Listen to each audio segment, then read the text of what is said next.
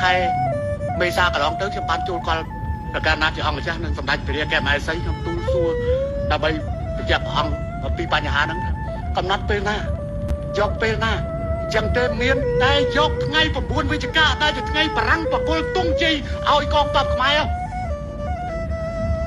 យកអាហ្នឹងធ្វើថ្ងៃកំណត់ហ្មងហើយបើមិនចឹងទេចបោកច្បល់នៅនេះកំណត់ថ្ងៃនេះកំណត់នោះកំណត់ថ្ងៃនោះខុស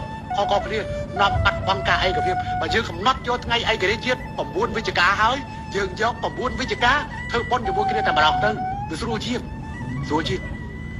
កំណត់យកថ្ងៃហ្នឹងបើមិនចឹងអ្នកខ្លះចេញមក45អ្នកខ្លះចេញមក46អ្នកខ្លះចេញមក47អ្នកខ្លះចេញមក52អ្នកខ្លះចេញមក53តែខ្ញុំចេញមកវា77អាក្រុមលួចដលងមកពាក់មេដាយមិញ77អានោះថ្ងៃខ្ញុំបង្កើតពេលដែលខ្ញុំដឹកនាំកម្លាំងតស៊ូវាយអបតនោះកំណើតមួយផ្សេងដែរកំណើតមួយផ្សេង77នោះបដំស្រីពោះធំជាងគេនោះលោកយ៉ាងហ៊ួននឹងមេមុនគេទាំងអស់ប្រធានអនុសនាធំក៏មុនគេប្រធានវរៈសនាតូចក៏មុនគេប្រធានពលតូចក៏មុនគេប្រធានពលធំក៏មុនគេ196បង្កើតពលធំដំបងគឺយ៉ាងហ៊ួនដំបងអនុសនាធំក៏មុនគេវរៈសនាតូចក៏មុនគេកងពលតូចទី1ប្រចាំភ្នំពេញមុនគេហើយ196ក៏មុនគេ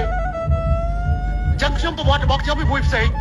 77ប៉ុន្តែកងទ័ពមិនមែនពី77មកណាមានតាំងពីការតស៊ូមុននោះប៉ុន្តែដើម្បីងាយឲ្យស្រួលគឺយក9វិច្ឆិកាផ្សារភ្ជាប់នឹងតួនាទីបរិយាបោចនកិច្ចរបស់ព្រះការាជាអង្គម្ចាស់ដើម្បីឯករាជ្យជាតិប៉ុន្តែកម្លាំងតស៊ូមានតាំងពីមុននោះបើមិនអញ្ចឹងបារាំងមិនព្រមប្រគល់ឯករាជ្យឲ្យទេ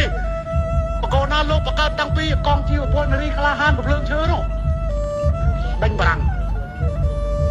ចឹងទេប៉ុន្តែយកថ្ងៃនេះគឺល្អឥឡូវយើងមានថ្ងៃកំណើតថ្ងៃអីថ្ងៃអីស្រួលកាលពីមុននឹងថ្ងៃកំណើតទៅបរទេសសួរថ្ងៃកំណើតកងទ័ពតែឯងពេលណាអត់ដឹងឆ្លើយទៅខុសគ្នាទាំងអស់ទៅ5នាក់ឆ្លើយគ្នាខុសគ្នាទាំង5